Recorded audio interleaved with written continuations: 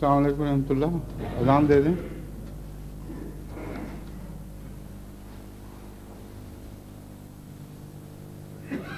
अल्लाहु अकबर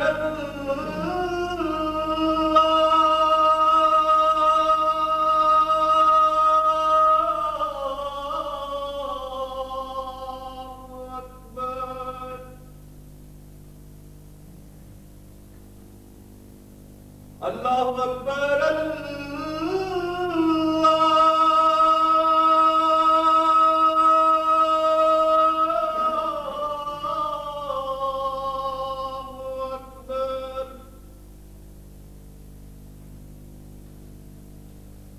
अशहदु अल्ला इलाहा इल्लल्लाह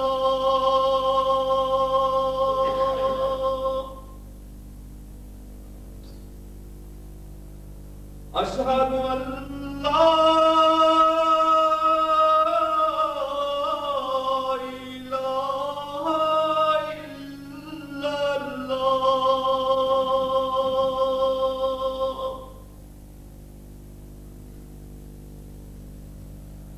अशहदु अन्ना मुहम्मदर रसूलुल्लाह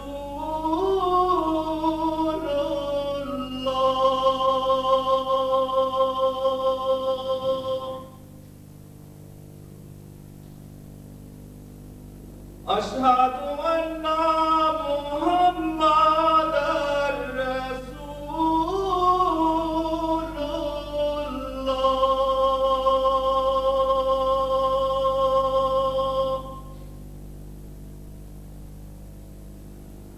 हय्या अलस्सलाह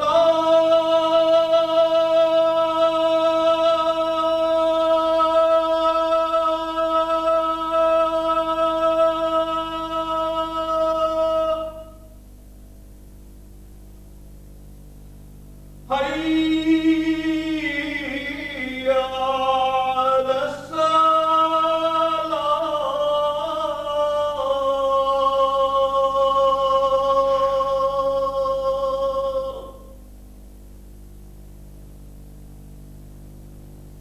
हय्या अलल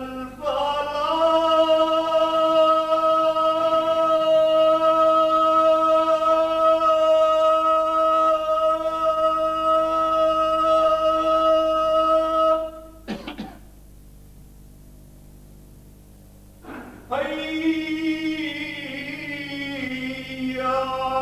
अलल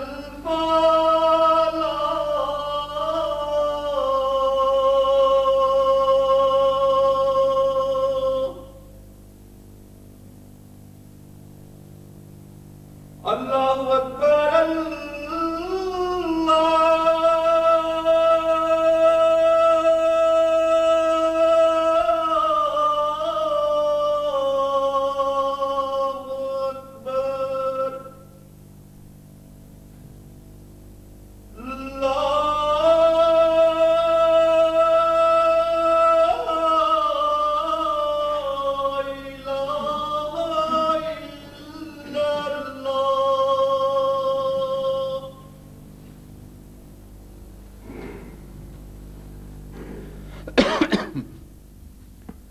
अशहदु अल्ला इलाहा इल्लल्लाह वहदहु ला शरीका लहू व अशहदु अन्ना मुहम्मदन अब्दुहु व रसूलुहु अम्मा बअदु फ़अऊज़ु बिल्लाहि मिनश्शैतानिर रजीम बिस्मिल्लाहिर रहमानिर रहीम अल्हम्दुलिल्लाहि रब्बिल आलमीन अर्रहमानिर रहीम मालिक यौमिद्दीन इय्याका नअबुदु وإياك نستعين اهدنا الصراط المستقيم صراط الذين أنعمت عليهم غير المغضوب عليهم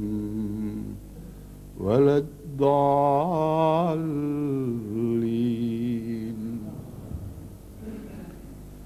يا أيها الذين آمنوا اتقوا الله حق تقاته يا أيها الذين آمنوا اتقوا الله حق تقاته ولا تموتن إلا وأنتم مسلمون واعتصموا بحبل الله جميعا ولا تفرقوا واذكروا نعمة الله عليكم إذ كنتم أعداء فألف بين قلوبكم إذ كنتم أعداء فألف بين قلوبكم فأصبحتم بنعمته إخوانا وكنتم على شفا حفرة من النار فأنقذكم منها كذلك يبين الله لكم آياته لعلكم تهتدون. یہ دو آیات جن کی میں نے تلاوت کی ہے یہ سورہ آل عمران سے لی گئی ہیں اور ان کا بسم اللہ کو شمار کرتے ہوئے نمبر 103 اور 104 ہے۔ پہلی آیت میں یہ فرمایا گیا کہ اے وہ لوگو جو ایمان لاتے ہو اللہ کا ایسا تقوی اختیار کرو جیسا کہ تقوی اختیار کرنے کا حق ہے۔ وَلَا تَمُوتُنَّ إِلَّا وَأَنْتُمْ مُسْلِمُونَ، اور ہرگز نہ مرو مگر اس حالت میں کہ تم مسلم ہو، اسلام لانے والے ہو اور اپنے آپ کو خدا کے سپرد کرنے والے ہو۔ ان دو آیات، اس آیت میں دو احکام جاری فرمائے گئے اور دونوں احکامات کے ساتھ ایک ایک سوال دل میں اٹھتا ہے۔ فرمایا تقوی اختیار کرو جیسا کہ تقوی اختیار کرنے کا حق ہے۔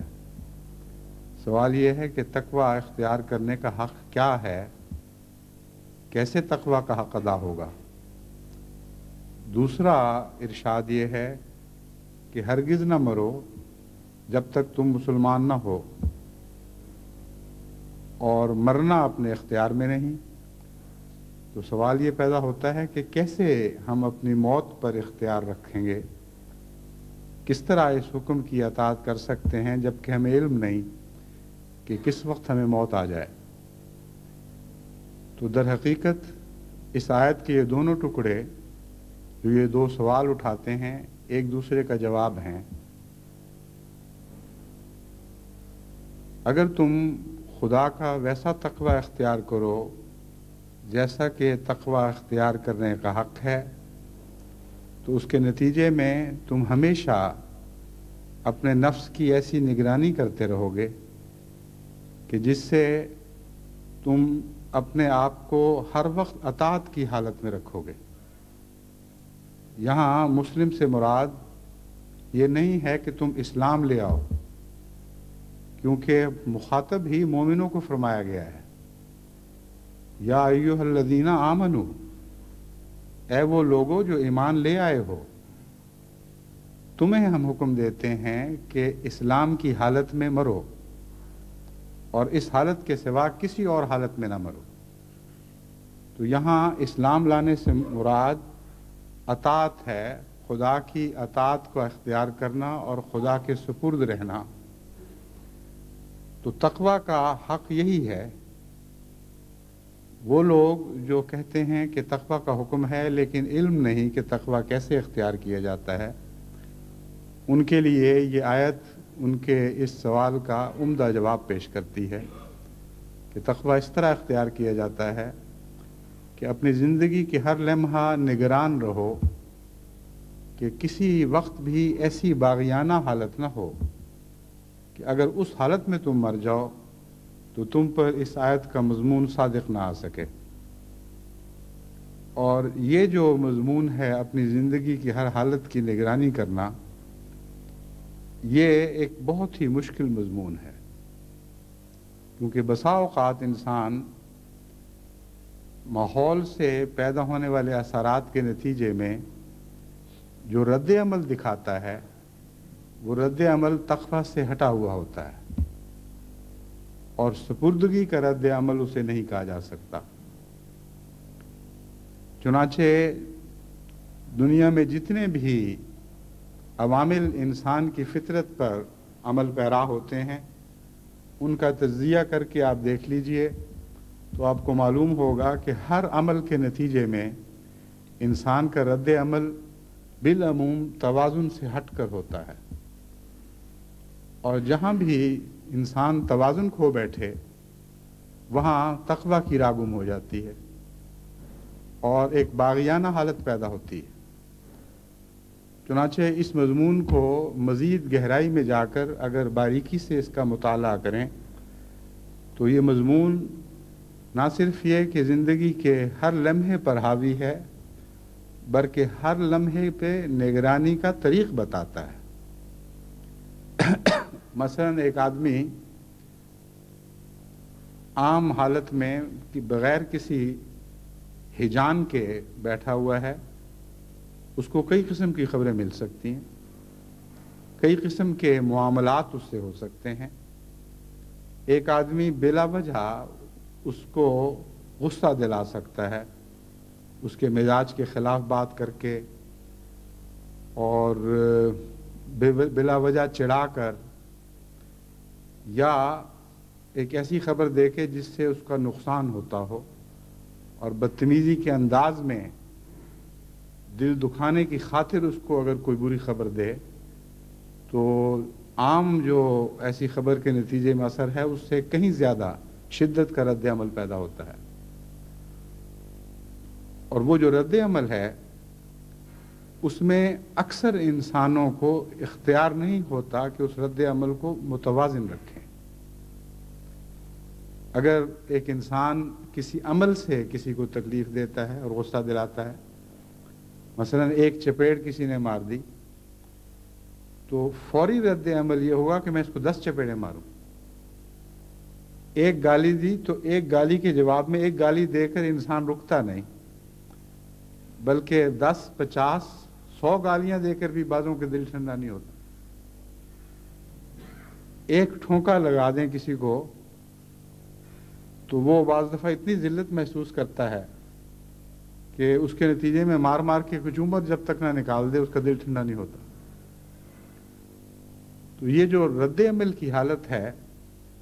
وہ باغیانہ حالت ہے، وہ سپردگی کی حالت نہیں۔ اس حالت میں اگر کوئی جان دے دے تو وہ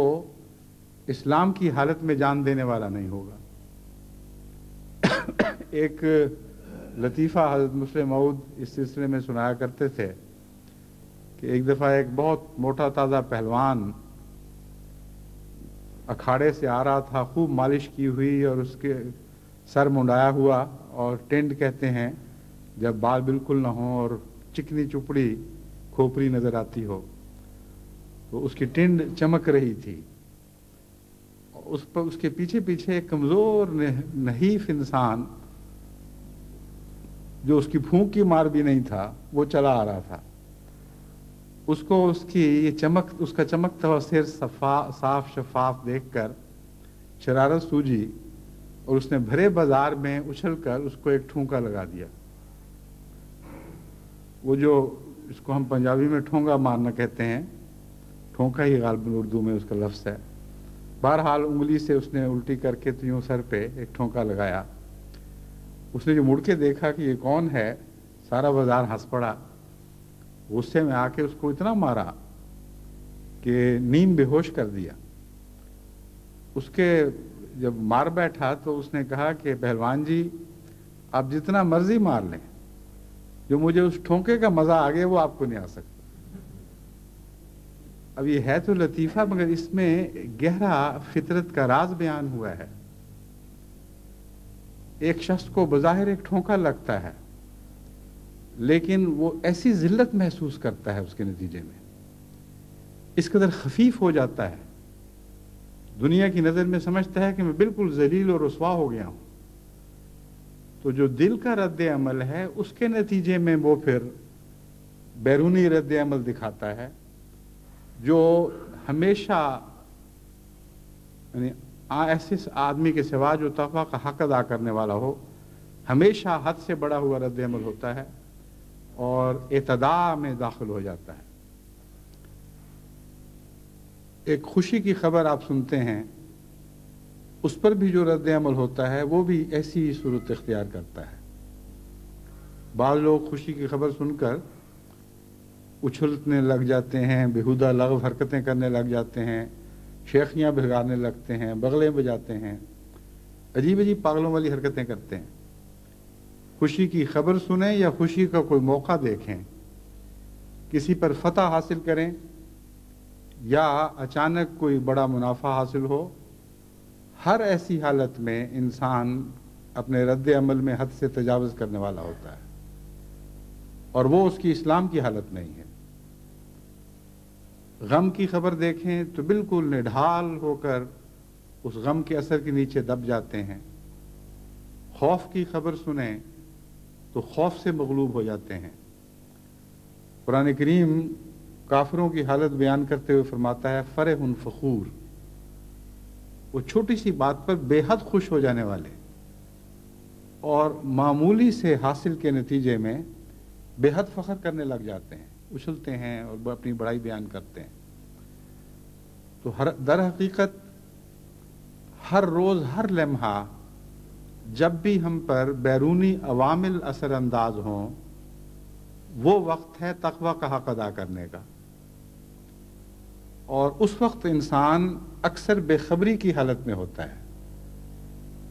और कभी बेदार मग़ज़ी के साथ अपने नफ्स पर गौर नहीं करता कि मुझसे जो सलूक किया गया है या जो कुछ मुझे इत्तला मिली है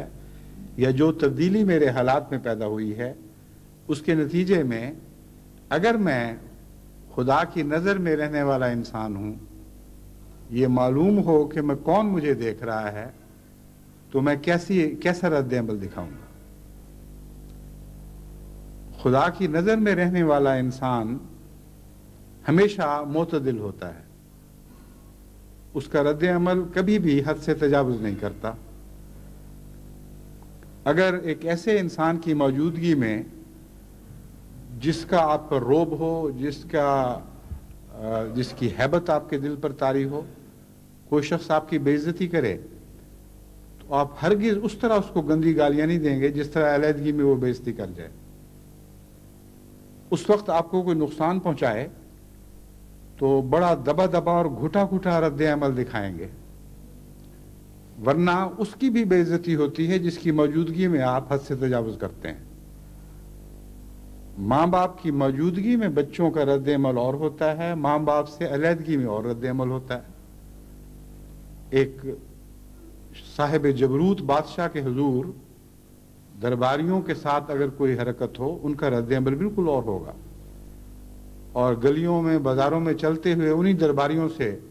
अगर कोई बदसलूकी करे तो उनका रद्द अमल बिल्कुल और होगा। बस तक़वा का माना यह है और तक़वा का हक अदा करने का माना यह है कि ज़िंदगी की हर वो हालत जिसमें आपके ऊपर किसी किस्म के अवामिल कार फरमा हो, आपकी आम हालत में तब्दीली पैदा करने वाले कोई बैरूनी मुहर्रिकात हों, उस वक्त अपने रद्द अमल को इस तरह देखो کہ جیسے تمہارے علاوہ خدا بھی اس کو دیکھ رہا ہے، اور اگر ان معنوں میں خدا کے سامنے رہو تو یہ تقویٰ کی حالت ہے، جس کا دوسرا نام اسلام ہے، یعنی عملی دنیا میں ہر وقت خدا کے حضور سر بسجود رہنا اور اس کی اطاعت کے اندر رہنا، اس کی فرما برداری اور اس کی سپردگی میں رہنا۔ بس یہ چھوٹی سی آیت دو سوال اٹھاتی ہے، اور یہی آیت انہی دونوں سوالات کا جواب خود دیتی ہے، لیکن اس کی مزید تفصیل اس کے بعد آنے والی آیت پیش فرماتی ہے۔ اور اسلام کی ایک اور تصویر ایسی کھینچتی ہے جس کی طرف از خود محض اس آیت سے توجہ مبذول نہیں ہوتی۔ وہ مضمون جب تک کھولا نہ جائے انسان پر از خود نہیں کھل سکتا۔ چنانچہ فرمایا یا ایھا واعتصموا بحبل اللہ جمیعا، اگر تم تقویٰ کا حق ادا کرنے والے ہو، اگر تم اس کے نتیجے میں یہ تسلی پا جاتے ہو کہ تم اس حالت میں جان دو گے جو سپردگی کی حالت ہے، تو پھر جو کسوٹی ہم تمہارے سامنے رکھتے ہیں اس پر اپنے آپ کو پرکھ کر دیکھو۔ اور اسلام کے جو حقیقی اور بنیادی معنی ہیں وہ ہم تم پر کھولتے ہیں، اور یہ دیکھو کہ کیا تم ان معانی سے انحراف تو نہیں کر جاتے۔ فرمایا واعتصموا بحبل اللہ جمیعا، حقیقی اسلام یہ ہے کہ اللہ کی رسی کو پکڑے رکھو، یہ اطاعت کی حالت ہے، مگر جمیعا، اجتماعی طور پر، انفرادی طور پر نہیں۔ بس ایک اور مضمون بیان ہوا جو پہلے مضمون کے تسلسل میں ہی اس کا اگلا قدم ہے۔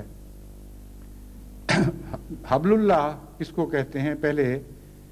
اس پر میں کچھ بیان کر دوں، پھر اس مضمون پر مزید کچھ روشنی ڈالوں گا۔ قرآن کریم کی روح سے حبل اللہ کا ترجمہ کرتے ہوئے دو ایسی آیات ذہن میں ابھرتی ہیں جہاں حبل کا لفظ استعمال ہوا ہے۔ ایک تو آیت وہ ہے جہاں فرمایا ضربت علیہم الذلۃ اینما ثقفوا الا بحبل من اللہ وحبل من الناس، کہ یہ وہ لوگ ہیں جن پر ذلت مسلط کر دی گئی ہے۔ اینما ثقفوا، جہاں کہیں بھی وہ پائے جائیں گے وہ ذلت اور رسوائی اور نکبت کی حالت میں پائے جائیں گے۔ الا بحبل من اللہ، سوائے اس کے کہ اللہ کی حبل ان کو اس ذلت سے مستثنا کرنے والی ہو، وحبل من الناس، اور لوگوں کی حبل ان کو اس ذلت سے مستثنا کرنے والی ہو،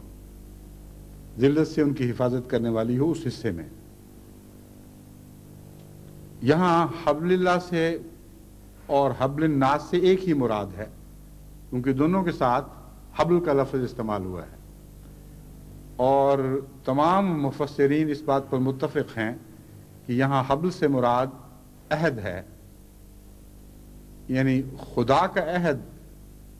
جو بندوں کی حفاظت کرتا ہے۔ اس کے نتیجے میں بعض دفعہ قومیں ذلت سے بچائی جاتی ہیں، کیونکہ اللہ تعالیٰ کا ان سے عہد ہے کہ اس حالت میں میں تمہیں ایک خاص تکلیف سے بچاؤں گا، جو بھی عہد کی نوعیت ہو اس کے نتیجے میں خدا کا عہد ان کو پہنچتا اور ان کی حفاظت کرتا ہے۔ اسی طرح قوموں کے عہد ہیں، ایک قوم کا دوسری قوم سے عہد معاہدہ ہو جاتا ہے کہ اگر کوئی دشمن ہم پر حملہ کرے تو تم ہمارے دفاع کے لیے چلے آنا۔ تو اس معاہدے کی روح سے پھر بعض دفعہ بعض انسان بعض قسم کے شر سے بچائے جاتے ہیں۔ تو حبل سے بنیادی معنی عہد ہوا، حبل کا بنیادی معنی عہد ہوا۔ دوسرا حبل کا لفظ حبل الورید کے محاورے کے طور پر ہمیں قرآن کریم میں ملتا ہے، حبل الورید شہرک کو کہتے ہیں. یہ وہ رسی ہے جو دل اور دماغ کا تعلق سارے بدن سے ملاتی ہے، اور اگر یہ رسی کٹ جائے تو دل اور دماغ دونوں کا تعلق بدن سے کٹ جاتا ہے، اور جس کا دوسرا نام موت ہے. تو یہ وہ جگہ ہے، یعنی وہ آیت جس کا مضمون میں نے بیان کیا ہے، یہ وہ جگہ ہے جہاں حبل کا لفظ در حقیقت ان دونوں معنوں میں استعمال ہوا ہے. یعنی وَاعْتَصِمُوا بِحَبْلِ اللَّهِ جَمِيعًا سے مراد یہ ہے کہ اللہ تعالیٰ سے اپنے تعلقات کو استوار رکھو جو تمہاری زندگی کی ضمانت ہیں. اگر تمہارے ان تعلقات پر ضرب پڑ گئی یا منقطع ہو گئے تو اسی حد تک تم زندگی سے محروم ہو جاؤ گے. دوسرا معنی بھی، حبل کا دوسرا معنی بھی یہاں صادق آتا ہے اور پہلے معنی کی مزید تشریح کرتا ہے، اور وہ یہ ہے کہ در حقیقت قرآن کریم نے تمام مومنوں کو ایک معاہدے کی روح سے اپنے انبیاء اور شریعتوں سے باندھ دیا ہے، اور یہ عہد اللہ تعالیٰ کا آغاز انسانیت سے لے کر آج تک ہمیشہ قوموں سے لیا جاتا رہا ہے. بس ہر صاحب شریعت نبی اور اس کی شریعت عملاً حبل اللہ بن جاتے ہیں، کیونکہ خدا کے ساتھ کیے جانے والے عہد کے ذریعے وہ ان دونوں سے باندھے جاتے ہیں. شریعت کی اطاعت اور صاحب شریعت نبی کی اطاعت یہ ضروری ہو جاتی ہے. اب سوال یہ ہے کہ اگر حبل اللہ کا یہی معنی ہے تو ایک دفعہ ایک صاحب شریعت نبی آ گیا اور شریعت پیش کر کے چلا گیا، تو کیا ہر انسان یہ نہیں کہہ سکتا کہ میرا اس صاحب شریعت نبی سے ایک تعلق قائم ہو چکا ہے اللہ کے حبل کے ذریعے، میں اپنے عہد بیت میں جو روحانی معنوں میں نے اس سے جوڑا ہے یا باندھا ہے مخلص ہوں اور ثابت قدم ہوں، اور اسی طرح شریعت سے میرا تعلق ہے، تو مجھے اب کسی اور چیز کی ضرورت نہیں ہے. گویا میرا اسلام اسی سے کامل ہو گیا کہ میں نے ایک شارع نبی کو قبول کیا اور اس کی شریعت کے ساتھ اطاعت کا تعلق جوڑ لیا. یہ ایک سوال پیدا ہوتا ہے، اس کا جواب یہی آیت یہ دیتی ہے وَاعْتَصِمُوا بِحَبْلِ اللَّهِ جَمِيعًا. اسلام کا سے مراد یہ نہیں ہے کہ تم شریعت سے تعلق جوڑ لو اور صاحب شریعت نبی سے تعلق جوڑ لو، بلکہ حبل اللہ سے مراد یہ ہے، یعنی دوسرے معنوں میں اسلام سے مراد یہ ہے کہ اکٹھے رہ کر تعلق جوڑو. جہاں بھی تمہارا تعلق بظاہر قائم رہا اور آپس کا اتحاد ٹوٹ گیا، وہاں تم اسلام کی حالت سے باہر نکل جاؤ گے. بس صرف خدا کی رسی کو پکڑنا کافی نہیں، خدا کی رسی کو اجتماعی طور پر پکڑنا ضروری ہے. یہ ایک عظیم الشان مضمون ہے جس نے اس بات کی طرف توجہ مبذول فرمائی کہ امت کا شیرازہ بکھرنے نہیں دینا، ورنہ شریعت اور صاحب شریعت نبی سے تمہارا تعلق کوئی کام نہیں دے گا. اگر تم بظاہر تعلق رکھتے ہوگے لیکن تمہاری حرکتوں کی وجہ سے، تمہارے اعمال کی وجہ سے یا تمہارے اقوال کی وجہ سے امت کا شیرازہ بکھرنے لگے گا اور تم ایک دوسرے سے جدا ہونے لگو گے، تو پھر حبل اللہ سے تمہارا تعلق حقیقی معنوں میں شمار نہیں کیا جائے گا اور خدا کے نزدیک تم سزا کے مستحق ٹھہرو گے. بس اسلام کی یہ مزید تشریح ہے جو پہلی آیت سے ذہن میں نہیں ابھرتی تھی، از خود ذہن اس طرف متوجہ نہیں ہوتا تھا، لیکن اس دوسری آیت نے اس کو کھول کر بیان فرما دیا. بس بیعت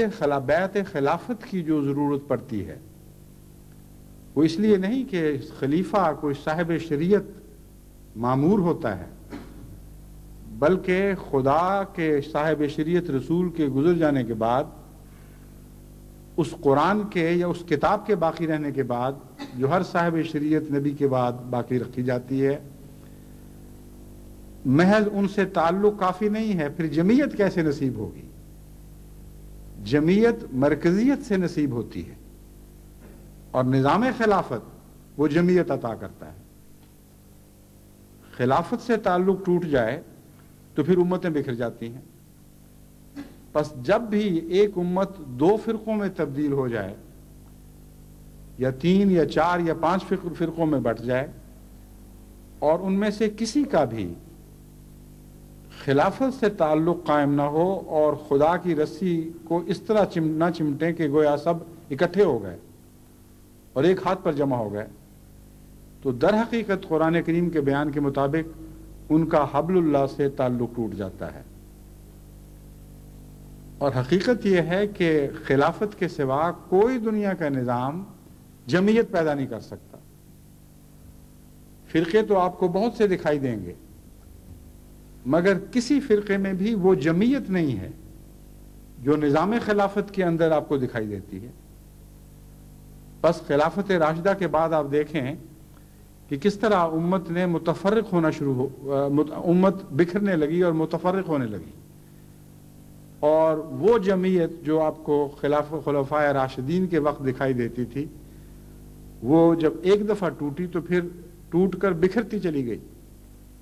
اور ٹکڑوں پر ٹکڑے ہوتی چلی گئی۔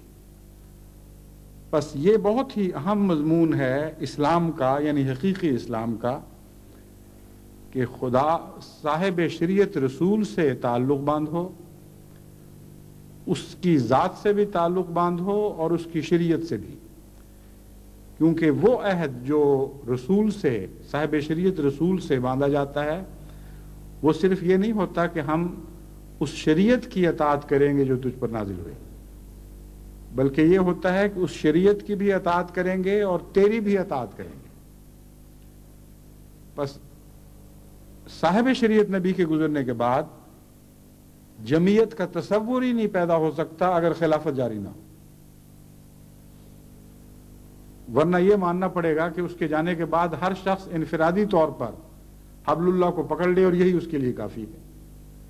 حالانکہ قرآن کریم فرماتا ہے یہ کافی نہیں۔ وَاعْتَصِمُوا بِحَبْلِ اللَّهِ جَمِيعًا، مل کر اکٹھے ہو کر تم نے حبل اللہ کو پکڑنا ہے۔ بس منطقی طور پر کوئی اور راہ دکھائی نہیں دیتی سوائے اس کے کہ نبوت کے بعد خلافت جاری ہو، اور جب خلافت ایک دفعہ بکھر جائے تو پھر دوبارہ نبوت کے ذریعے قائم ہوتی ہے، خواہ وہ پہلی شریعت کی نبوت کا اعادہ ہو، نئی شریعت نہ بھی آئے، مگر دوبارہ آسمان سے حبل اللہ اترتی ہے اور پھر دوبارہ جمعیت عطا ہوتی ہے، اس کے بغیر جمعیت میں نصیب نہیں ہو سکتی۔ پھر فرمایا وَاذْكُرُوا نِعْمَتَ اللَّهِ عَلَيْكُمْ إِذْ كُنْتُمْ أَعْدَاءً فَأَلَّفَ بَيْنَ قُلُوبِكُمْ، دیکھو اس وقت کو یاد کرو جب تم ایک دوسرے کے دشمن تھے۔ فَأَلَّفَ بَيْنَ قُلُوبِكُمْ، یہ اللہ تھا جس نے تمہارے دلوں کو آپس میں محبت کے رشتوں میں مضبوطی سے باندھ دیا۔ فَأَصْبَحْتُمْ بِنِعْمَتِهِ إِخْوَانًا، تو یہ کیا عجیب معجزہ رونما ہوا کہ تم جو ایک دوسرے کے دشمن تھے ایک دوسرے کے بھائی بھائی بن گئے۔ وَكُنْتُمْ عَلَى شَفَا حُفْرَةٍ مِّنَ النَّارِ، اور تم ایک ایسے گڑھے کے کنارے پر کھڑے تھے جو آگ سے بھرا ہوا تھا۔ فَأَنْقَذَكُم مِّنْهَا، بس یہ اللہ تھا جس نے تمہیں اس گڑھے سے بچا لیا، اس کنارے کی حالت سے تمہیں ہٹا کر دور لے گیا۔ كَذَلِكَ يُبَيِّنُ اللَّهُ لَكُمْ آيَاتِهِ لَعَلَّكُمْ تَهْتَدُونَ، اسی طرح اللہ تعالیٰ اپنی آیات تم پر کھول کھول کر بیان کرتا ہے تاکہ تم ہدایت پاؤ۔ اب اس دوسرے حصے میں یہ مضمون بیان فرمایا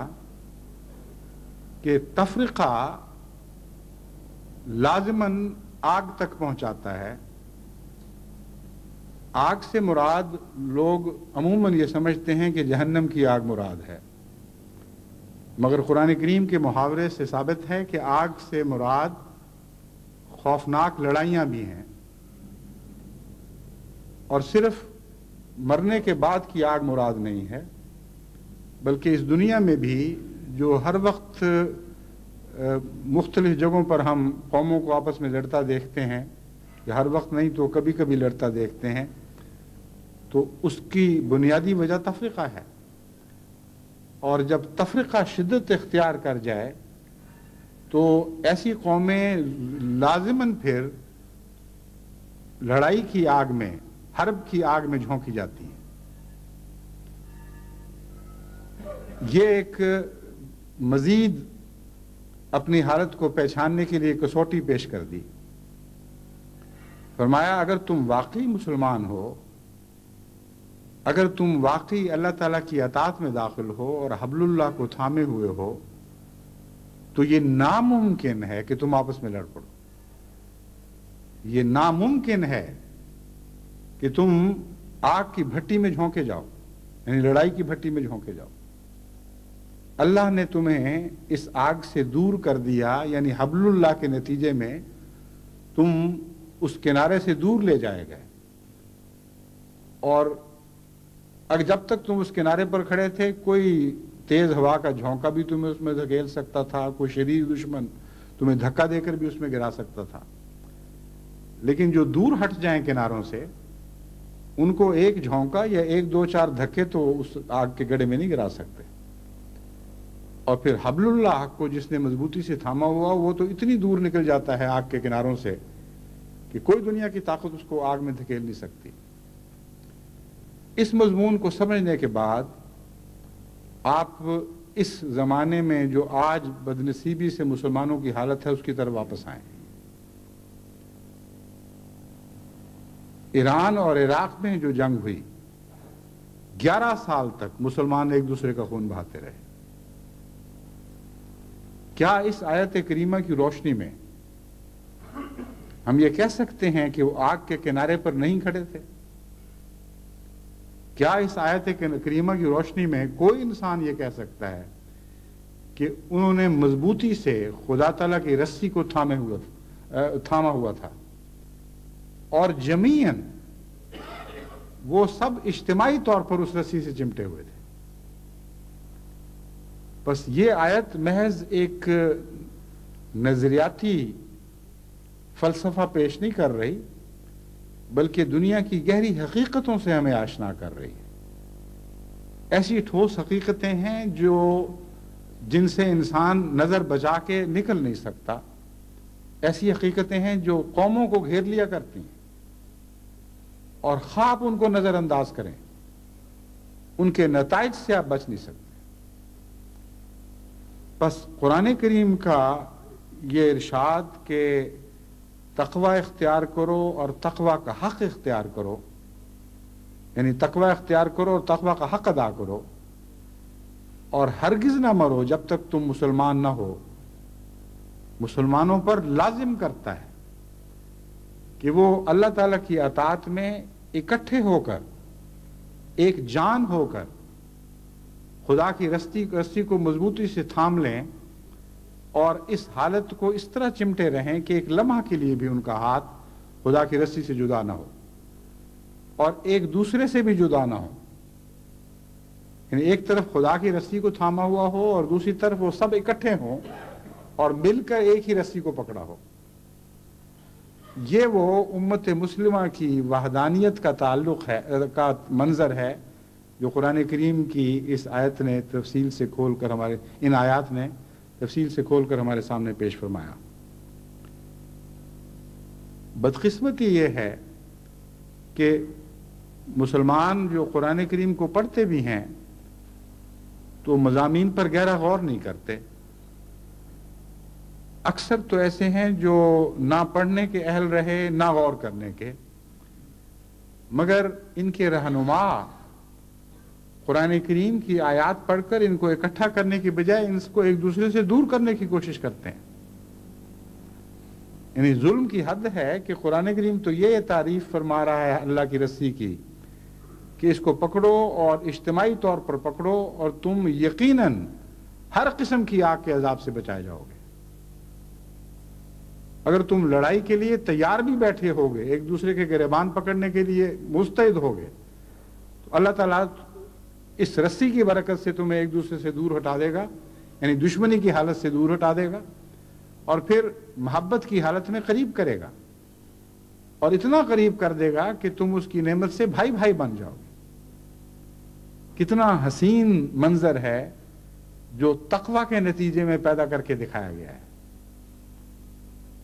اور اس کے برعکس آج مسلمان علماء قرآن کے حوالے دے دے کر منہ سے جھاگیں اڑاتے ہوئے ایک دوسرے کی سے نفرت کی تعلیم دیتے ہیں۔ پہلے 11 سال تک دنیا نے یہ تماشا دیکھا کہ ایران قرآن کے حوالے سے عراقی کے قتل کی تعلیم دے رہا تھا اور کہہ رہا تھا کہ یہ کافر ہیں، ان کو مارو اور ان کو قتل کرو اور تم غازی بنو گے، اور اگر تم ان کے ہاتھوں سے مارے گئے تو تم شہید ہوگے۔ اور عراقی علماء اسی زور اور شدت کے ساتھ اہل عراق کو یہ خوشخبری سنا رہے تھے کہ اگر تم ایرانی کافروں کے ہاتھوں مارے جاؤ گے تو یقیناً جنت میں جاؤ گے، خدا کے نزدیک تمہارا مرتبہ شہداء کا مرتبہ ہوگا، اور اگر ان بدبختوں کو مارو گے تو ایک کافر کو واصل جہنم کر رہے ہوگے۔ یعنی یہ کوئی تقریریں اور ان کے خطبات ایسے نہیں تھے جو مخفی طور پر پیغام کی صورت میں لوگوں تک پہنچائے جا رہے ہوں۔ کھلم کھلا دنیا کے اخبارات میں یہ خبریں چھپتی تھیں، روزمرہ یہ اعلانات ہوتے تھے، ان کے ریڈیو، ان کے ٹیلی ویژن، ان کے اخبارات ان پروپیگنڈوں میں ہمیشہ منہمک رہے، یعنی 11 سال تک۔ اب آپ اندازہ کریں کہ یہ حبل اللہ ہے جس کی قرآن کریم تعلیم دیتا ہے۔ اب وہی عراق ہے جس کے ساتھ سارا عرب تھا،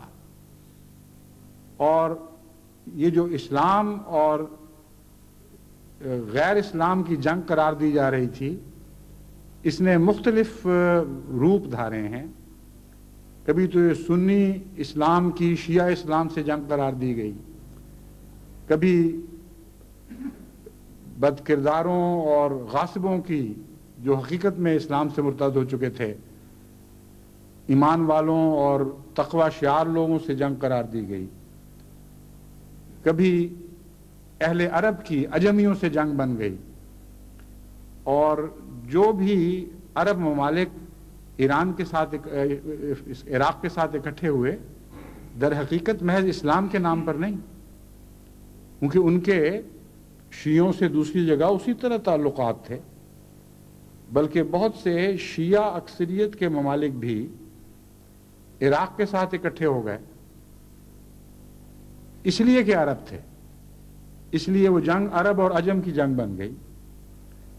اور اس طرح انہوں نے عراق کی حمایت کی، لیکن نام اسلام کا استعمال کیا کہ ظلم ہو رہا ہے، ایک ایسا ملک جو حقیقت میں اسلام سے دور جا پڑا ہے، وہ مسلمانوں اور عربوں پر حملہ کر رہا ہے، یعنی دوہرا گناہ کر رہا ہے۔ اور اب آپ دیکھ لیں کہ عالم اسلام، یعنی سنی عالم اسلام کہہ لیں یا عرب عالم اسلام، عین بیچ سے دو نیم ہو چکا ہے، اور بہت سے عرب مسلمان ممالک مل کر ایک بہت بڑے عراقی مسلمان ملک کے ایک مسلمان ملک عراق کے مقابل پر اکٹھے ہو گئے ہیں، اور وہ جنگ کی آگ بھڑکنے کو تیار بیٹھی ہے، جس کے متعلق قرآن کریم فرماتا ہے کہ اس وقت تم آگ کے کنارے پر کھڑے تھے، ایک وقت تھا کہ تم آگ کے کنارے پر کھڑے تھے، اللہ تھا جس نے تمہیں اس سے بچا لیا۔ بس ابھی اس آگ کے گڑھے میں یہ پڑے نہیں ہیں، لیکن اگر قرآن کریم پر ان کا ایمان ہے اور اس آیت کا مطالعہ کرتے ہیں تو اس کے حوالے سے میں ان سب سے عاجزانہ التجا کرتا ہوں اور بڑی شدت التجا کرتا ہوں کہ خدا کے واسطے اس آیت کے درس دیں آج کل اپنے مساجد میں، اپنے ریڈیو پر، اپنے ٹیلی ویژنز پر، اپنے اخبارات میں، اپنے ملکوں کے باشندوں کو بتائیں کہ قرآن کریم تم سے کیا توقع رکھتا ہے، اور اگر تم لڑ پڑے تو پھر ہرگز تمہاری موت اسلام کی موت نہیں ہوگی. قرآن سچا ہے، تمہارے دعوے جھوٹے ہو سکتے ہیں. یہ ناممکن ہے کہ قرآن جھوٹا نکلے اور تمہارے دعوے سچے ہوں. بس ایسی موت جو افتراق کے نتیجے میں، لڑی جانے والی جنگوں کے نتیجے میں وارد ہوتی ہے، اسے شہادت قرار دینا قرآن کریم کی شدید گستاخی ہے. یہ تفرقے کی موت ہے. اور قرآن کریم فرماتا ہے لا تفرقوا، ہرگز تفرقہ اختیار نہیں کرنا. خدا کی رسی کو اکٹھے مضبوطی سے تھامے رکھو، اور یہی وہ چیز ہے جو تمہیں جنگوں کی ہلاکتوں اور جنگوں کے عذاب سے بچا سکتی. بس تمام دنیا میں احمدیوں کو، مسلمانوں کی توجہ اس طرف مبذول کروانی چاہیے کہ تمہاری ہلاکتوں، تمہیں ہلاکت سے بچانے کا نسخہ قرآن کریم کی ان آیات میں ہے جن کی میں نے ابھی تلاوت کی ہے. ان پر غور کرو، خدا کا خوف کرو، اور مسلمان کی گردن کاٹنے سے اپنے ہاتھ کھینچ لے. کیونکہ نہ مقتول کی موت اسلام کی ہوگی، نہ قاتل خدا کے نزدیک غازی ٹھہرے گا، بلکہ ایک مسلمان کو قتل کرنے والا قرار دیا جائے گا. اور اگر اس قتل میں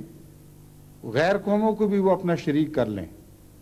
غیر مسلموں کو بھی آواز دے کے بلائیں، آؤ اور ہمارے بھائیوں کو کی گردنیں اڑانے میں ہماری مدد کرو،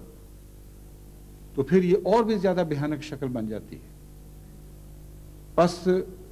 دعاؤں کا تو وقت ہے ہی، کیونکہ دعاؤں کے بغیر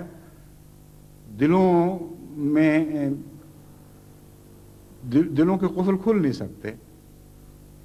محض نصیحت کی کنجی سے دل نہیں کھلا کرتے جب تک خدا تعالیٰ کی طرف سے توفیق نصیب نہ ہو. بس دعائیں بھی کریں اور کوشش بھی کریں، اور مسلمانوں کی توجہ بار بار ان آیات کریمہ کی طرف مبذول کرائیں، اور ان کو بتائیں کہ اسی میں تمہاری زندگی ہے اور اس سے روح گردانی میں تمہاری موت ہے. لیکن ایسی دردناک موت ہے جس کے متعلق قرآن کریم کی آیت گواہی دے گی کہ جب تم مرے تھے تم تقوی کا حق ادا کرنے والے نہیں تھے. جب تم مرے تھے تو اسلام کی حالت میں نہیں مرے. بس مسلمان کہلا کر ساری زندگی اسلام کے اوپر چلنے کی کوشش کرتے ہوئے، اور اب بظاہر اسلام کے نام پر جان دینے کے باوجود اگر یہ بدنصیب انجام تمہارا ہو کہ خدا کا کلام تم پر گواہ بن کے کھڑا ہو جائے،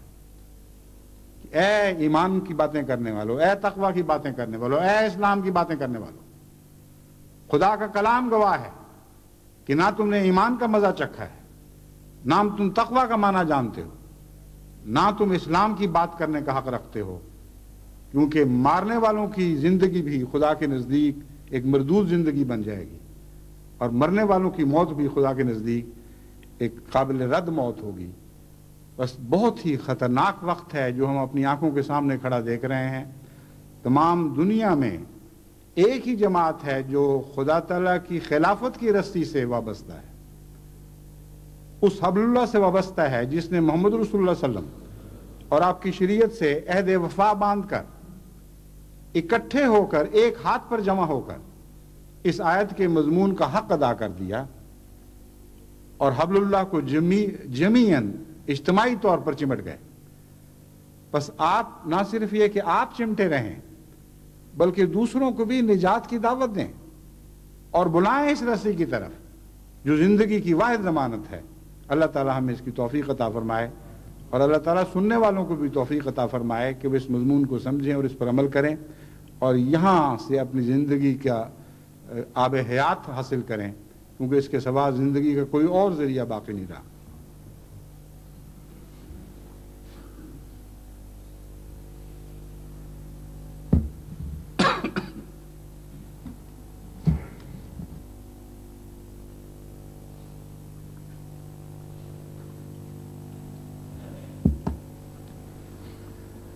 الحمد للہ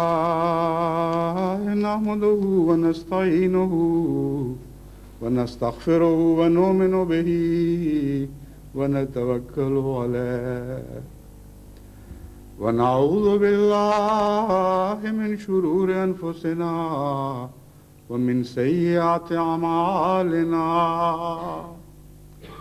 من يهده الله فلا مضل له ومن يضلله فلا هادي له ونشهد أن لا إله إلا الله وحده لا شريك له ونشهد أن محمدا عبده ورسوله عباد الله رحمكم الله إن الله يأمر بالعدل والإحسان وإيتاء ذي القربى وينهى عن الفحشاء والمنكر والبغي يعظكم لعلكم تذكرون اذكروا الله يذكركم وادعوه يستجب لكم ولذكر الله أكبر